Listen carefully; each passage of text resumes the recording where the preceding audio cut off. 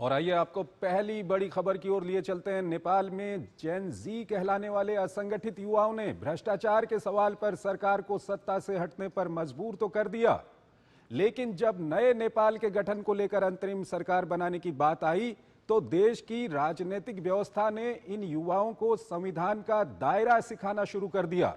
दूसरी ओर युवाओं के प्रतिनिधि संसद भंग करने और संविधान के दायरे से बाहर जाकर ईमानदार अंतरिम सरकार गठित करने की मांग कर रहे हैं। नेपाल की वर्तमान स्थिति पर आइए पहले आपको एक रिपोर्ट दिखाते हैं और फिर उस पर अपने विशेषज्ञ मेहमान के साथ चर्चा करेंगे। नेपाल में 2 दिन के विरोध प्रदर्शन के सामने सरकार के घुटने टेक देने के बाद खड़ा हुआ संवैधानिक संकट गहराता जा रहा है। पहले तो जेन जी के आंदोलनकारियों के बीच ही अंतरिम प्रधानमंत्री के नाम पर सहमति नहीं बन पा रही है, फिर उनके शपथ ग्रहण में संवैधानिक बाधा ने अनिश्चितता को और भी बढ़ा दिया है। एक धड़ा पूर्व मुख्य न्यायाधीश सुशीला कार्की के समर्थन में है तो दूसरा कुलमान घिसिंग जैसे नेताओं का नाम आगे बढ़ा रहा है। राष्ट्रपति रामचंद्र पौडेल सेना प्रमुख के साथ कार्यवाहक सरकार के गठन पर लगातार बैठकें कर रहे हैं। आज दोनों की फिर बैठक हुई और अंतरिम सरकार के गठन को लेकर कोई फैसला नहीं हो पाया। बैठक से पहले स्पीकर देवराज घिमरे और नेशनल असेंबली के अध्यक्ष नारायण दहल ने देश के मौजूदा संकट को संविधान के दायरे में रहकर हल करने की अपील की है। एक संयुक्त बयान में उन्होंने जोर दिया कि कानून का शासन और संवैधानिकता को नजरअंदाज नहीं किया जाना चाहिए। अब अगर संविधान के दायरे में सरकार का गठन होता है तो प्रधानमंत्री किसी सदन का सदस्य होना चाहिए। जबकि जेनजी लगातार मांग कर रहा है कि राजनीतिक दलों से संबंध रखने वाले किसी भी व्यक्ति को कार्यवाहक सरकार की कमान नहीं दी जाए। यह तभी संभव हो सकता है जब संसद को भंग कर दिया जाए, लेकिन राष्ट्रपति और सेना प्रमुख की बैठक में इस पर सहमति नहीं बन पाई। दूसरी बाधा सुशीला कार्की को लेकर है। नेपाली संविधान के अनुसार पूर्व चीफ जस्टिस को कोई भी राजनीतिक पद लेने की अनुमति नहीं है। इसके लिए राष्ट्रपति के पास संसद से मिली मंजूरी के बाद विशेष प्रावधान करने का अधिकार है।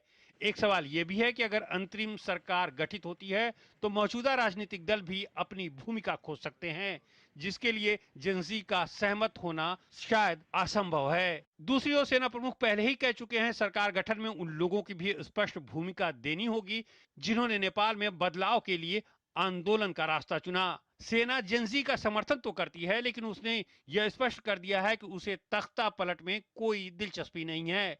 तो सवाल उठता है कि क्या बाजी जेनजी के हाथ से निकल चुकी है या अभी पिक्चर बाकी है। इस बीच विरोध प्रदर्शनों में मरने वालों का आंकड़ा बढ़कर 51 हो गया है। 30 की जान गोली लगने से गई है, बाकी 21 की मौत जलने, घाव और अन्य चोटों से हुई है। मरने वालों में पुलिसकर्मी भी शामिल हैं। इस बीच शीतल निवास की सुरक्षा कड़ी कर दी गई है। काठमांडू समेत दूसरे कई शहरों में कर्फ्यू शनिवार तक बढ़ा दिया गया है।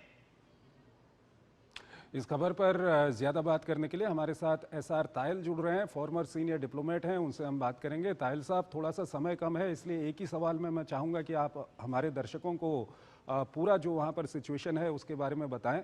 सवाल ये है कि जो युवाओं ने आंदोलन किया था, वर्तमान जो राजनीतिक व्यवस्था है उसको बदलने के लिए आंदोलन किया था, लेकिन अब युवाओं से ही कहा जा रहा है कि आप वर्तमान संविधान और वर्तमान जो व्यवस्था है उसके अंदर में आकर के कोई निर्णय निकालें। तो ये किस हालात में फंस गया है नेपाल? मैं समझता हूँ कि छात्र ये है, ये संगठित भी नहीं है, उनका कोई एक नेता भी नहीं है। जैसा कि होता है, ये एक स्पॉन्टेनियस आंदोलन था जो पूरे नेपाल में सब 77 जिलों में हुआ, तो इसका मतलब समर्थन तो इसको बहुत था। पर अब जो एस्टेब्लिशमेंट जिसको हम कहते हैं और जो पार्टियां हैं वो चाहती हैं कि संविधान के अंतर्गत ही अगली जो गवर्नमेंट है वो गठित हो। और संविधान वहां 7 साल बाद बना था। ये भी एक देखने वाली बात है। 2008 में राष्ट्र मोनार्की खत्म हुई, 2015 में नया संविधान बना। तो अब उस संविधान को किनारे कर दिया जाए तो आगे कैसे सत्ता चलेगी? तो ये बहुत ही गूढ़ सवाल है। पर जो जेन जेड का मानना था कि ये जो भी पॉलिटिकल राजनीतिक व्यवस्था है वो भी बहुत भ्रष्टाचार से पीड़ित है, और जो नेता हैं वो भी बहुत भ्रष्टाचार और निपोटिज्म की जो बात थी कि उनके बच्चे भी बहुत गलत काम कर रहे हैं। तो जब तक कि पार्लियामेंट डिसॉल्व नहीं होती है तब तक तो पुराना एस्टेब्लिशमेंट ही किसी न किसी रूप में नेपाल में शासन करता रहेगा। तो मैं समझता हूँ कि अगर ये इस समय जो जनरल हैं वो अशोक राज सिंहदेल काफी राष्ट्रपति से बात करने का प्रयत्न कर रहे हैं, पर राष्ट्रपति जी तो वहाँ देखिए पुराने जो स्टैब्लिशमेंट है उसी से आए हैं, बिल्कुल। तो उसी का समर्थन करेंगे। तो सब कुछ इस समय मैं समझता हूँ कि आदमी अशोक राज सिंहदेल जी पे निर्भर है कि देश किस रास्ते पर जाएगा। जो जेन जी मांग रही है कि पार्लियामेंट को डिसॉल्व कर दिया जाए और नए इलेक्शन हो और तब तक के लिए एक इंटरिम सरकार का गठन हो। ताहिल साहब, सवाल यह है कि जिसको हम जेनजी कह रहे हैं, ये जेनजी हम कह रहे हैं, लेकिन इनकी कोई ऑर्गेनाइज्ड नहीं है, इनका कोई यूनिफाइड नेतृत्व नहीं है। ऐसे में क्या हम कह सकते हैं कि जो वर्तमान वहाँ पर राजनीतिक व्यवस्था है वो कहीं ना कहीं सफल हुई है जेनजी को कमजोर करने में? मैं समझता हूं कि इसी दिशा में इस समय नेपाल की राजनीति चल रही है कि जेन जी का जो गुस्सा है वो भी ठंडा हो गया है, और उसके बाद जितनी जो आगजनी वगैरह हुई उससे वो स्वयं भी बहुत खुश नहीं है, क्योंकि अराजक तत्व हमेशा इस तरह की जो सिचुएशन होती है उसमें उसका फायदा उठाते हैं, ये सब करते हैं, मारते हैं। तो कहीं ना कहीं उनमें भी एक थोड़ा सा कुछ विचार परिवर्तन हुआ है। मैं समझता हूँ कि अब जेन जी ने इनिशिएटिव खो दिया है और शायद किसी न किसी रूप में पार्लियामेंट भी डिसॉल्व नहीं होगी और एक इंतरिम सरकार का गठन होगा। ठीक है ताहिल साहब।